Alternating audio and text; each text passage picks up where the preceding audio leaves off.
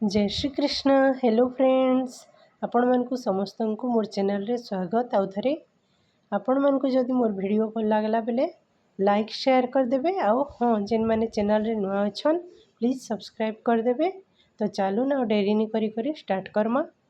कढ़ईटे बसीचे आउ घी 2 चामच कि 3 चामच नहीं जाइए। सुजी 1.5 कप नहीं जाइए। मुझे जेन कप्रे नापीछे से ही कप्रे एका बाकी मेजरमेंट करी सब जिनिस नेमी आपण मैंने भी सेट करदे। तो सुजी के बेसी भाजबार नीन, हल्का टिके रोस्ट करदे। और सेटा हो गला परे गोटे बाउल रे काढ़ी दीछे और 2 कप गुरस के फेर थरे कढ़ई गुटे रे बसे दीछे गरम करवा लगी। गरम करवार आगरू 4 चामच मिल्क पाउडर दे दीछे मुई अमूल रो। आपण मैंने जेन भी ब्रांड रो नहीं पारबे। और सेटा के व्हिस्कर रे भल से मिसे दीछे लम्स नहीं पड़वा बोली। तापरे सेथिरे घी चामचे भी दे दीछे और भल से मिसे दीछे। आज मुई बनाऊे सुजी गुलाब जामुन। घी के मिसे सारला परे सेथिरे आधा चामच इलायची पाउडर पके दीछे आउ केसर भी 20-25 दाना पके दीछे। सबू के फेर थरे भल से मिसे दीछे। तार परे जेन सुजी भाजी थी सुजी के सबू के सेथिरे ऐड कर दीछे गुरस रे। और धीरे धीरे मुई ऐड करीछे क्या कि लम्स नहीं हेबा बोली करी। आउ ई प्रोसेस रे कले सब ही परफेक्ट हेसी। आउ सुजी के जिते बेल तक घाटबार अच्छे जिते बेल तक कि डो फॉर्म रे नहीं आसे। आउ डो टाइप रो हो गले पैन के सेटा छाड़ीदेबा। सेतकी बेले गैस रो फ्लेम के ऑफ करी अलगा गोटे जगार से सुजी रो डो के ट्रांसफर कर दीछे। आउ टिके ठंडा हैला परे सेटा के फेर थरे चटकी दीछे। घी चामचे कि 2 चामच देदेबे और भल से मिसे देबे। टिके जस्ट हार्ड हो जाता तो से मुई थी गुरस आधा कप भलिया मिसे देछे आउ चिटकी देछे।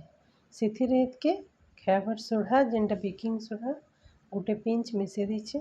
सबू के भल से चिटकी देछे सेटा के साइड रे रखी देछे। आउ एबे चालू चीनी सिरा बनामा। तो इथिर लई गोटे गिना मुई चीनी नहीं जाइए आउ गोटे गिना पैन एका नहीं जाइए। एबे सेटा के मेल्ट हेबा लगी छाड़ीदेमा।